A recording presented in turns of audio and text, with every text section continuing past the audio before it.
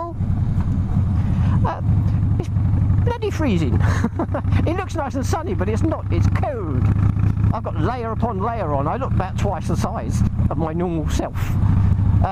What I wanted to talk about today comes from a conversation I had with a couple of bikers a few weeks back when I went up to the Norfolk coast, and I went up there for some fresh sea air and a rum and raisin ice cream. It was a tough choice, people. I nearly went for the mint choc chip.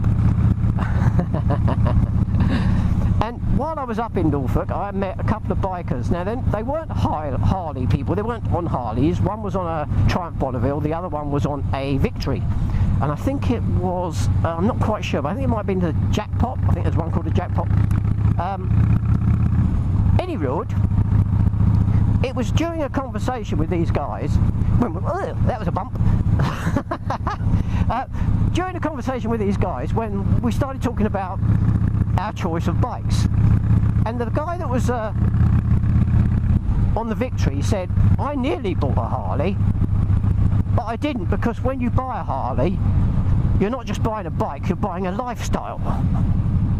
And I said, it is optional.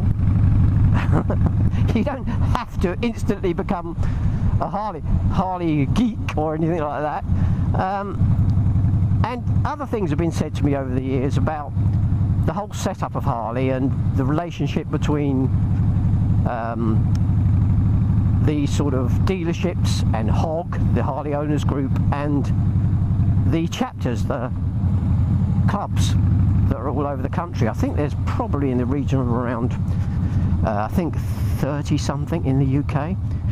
Worldwide there's loads. I'm not even going to try and put a number on it. But there is a lot of misconceptions about HOG and all this lot. So let me sort of tell you what happens. When you buy a new Harley, you automatically get a year's free membership to the Harley Owners group, to HOG. Harley Owners group is probably, I think it definitely, is the biggest motorcycle owners group in the world. There's loads of them. And they send you a little pack, and you get a little card that you can use when you go to Harley dealerships, because being a HOG member gives you some money off. I think it's only 10%, but it is 10%, which is better than nothing. And being a Harley member, oh, I nearly got my knee down then. Oh, well, I would have done if I jumped off the bike. Being a HOG member, they send you a little patch and a little badge, and you can sew it onto your jacket if you want. The first misconception here is the fact that being a member of HOG does not mean that you are a member of a chapter. You are not a member of any Harley chapter at that point. You are just a member of HOG. The membership to the chapter is separate, and you choose whether you want to join a chapter or not. So really at this point, there's more horses. I keep encountering them. Oh, so they're going into a field. Well, no, they're not. They're just getting out of the way. I'm going to slow right down, people. That's what I do. I'm respectful.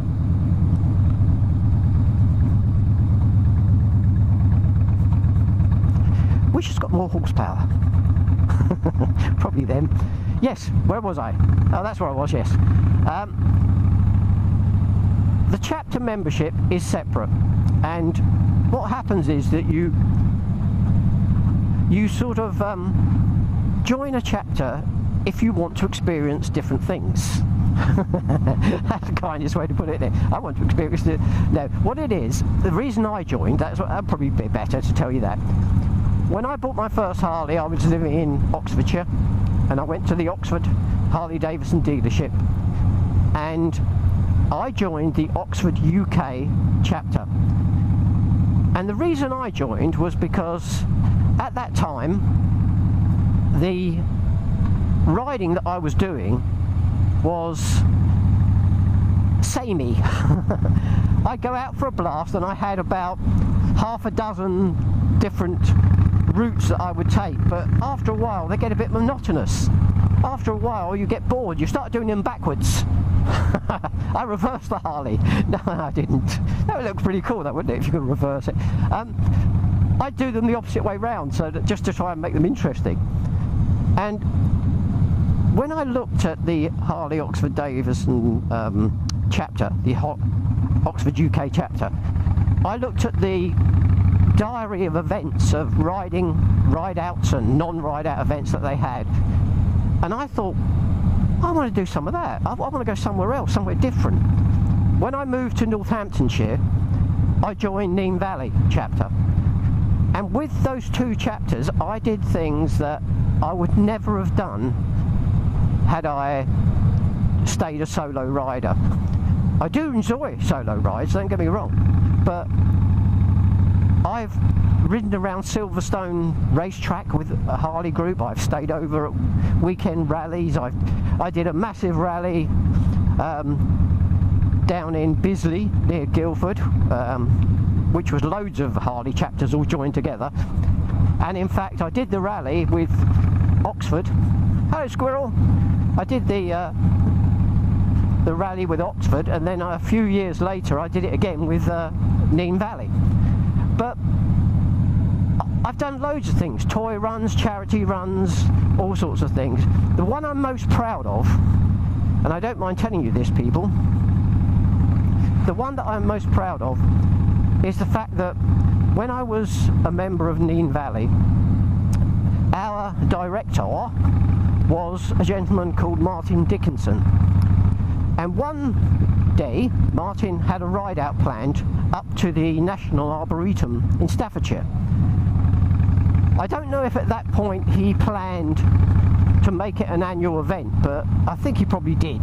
But he didn't tell us. We just thought it was a little ride-out up to Staffordshire. And I only think about 10 bikes went, something like that, around 10, I can't be exact. Martin then let it be known to other chapter members that this was going to become an annual event, and it was going to be called Ride to the Wall. And he'd contacted other chapters, other local chapters, and asked if they wouldn't mind providing a few riders next year for the next event, so that it would become a bigger kind of event. And the idea was, because a lot of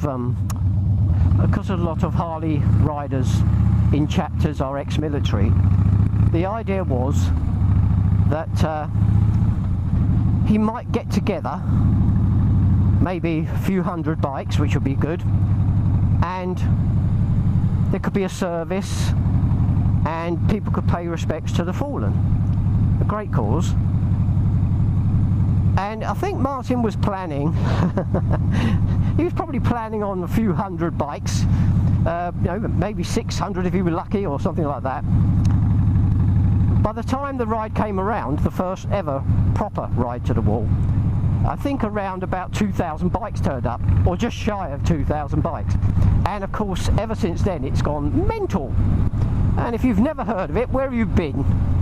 You need to go and look it up, Ride to the Wall.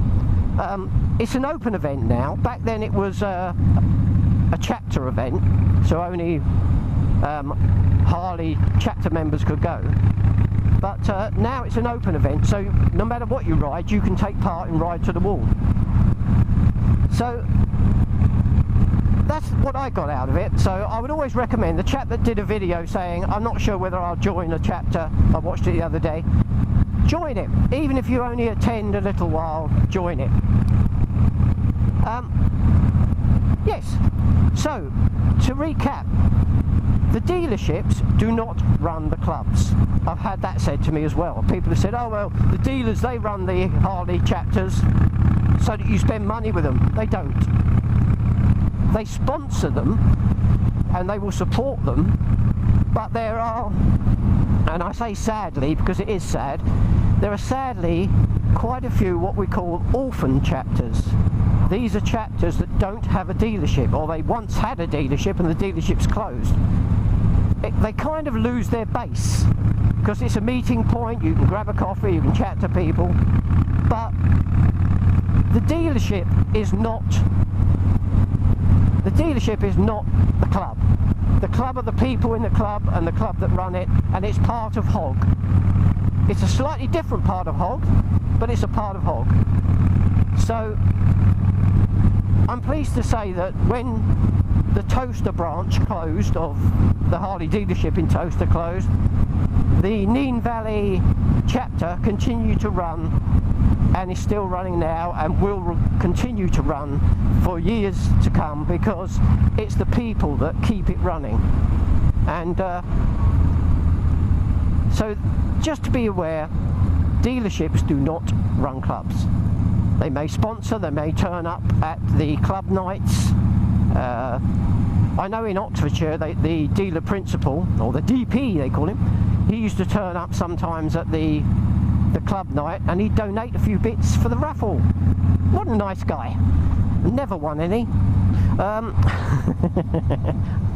But yeah, so really that's all I wanted to say, is just to make it clear that A, HOG is just HOG, although you do get a lot of benefits, but don't get the credit card. Pay through the nose, people. Harley chapters are part of HOG, but a separate membership is required, and you have to be a HOG member to be a chapter member. The exception are pillions. I think a pillion can be a chapter member because they're a pillion. I'm not sure what happens if they decide to ride in their own right. I think if they ride, once they're a rider, they have to get their own membership. But HOG and HOG chapters are part of each other but separate, and the dealership sponsors and helps the chapters along. And if you buy a new Harley and you actually ask, what's my local chapter,